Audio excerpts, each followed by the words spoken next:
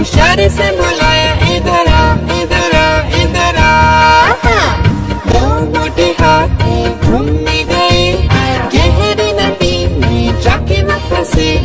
पानी को देखा देख के डरे तीसरे हाथी को इशारे से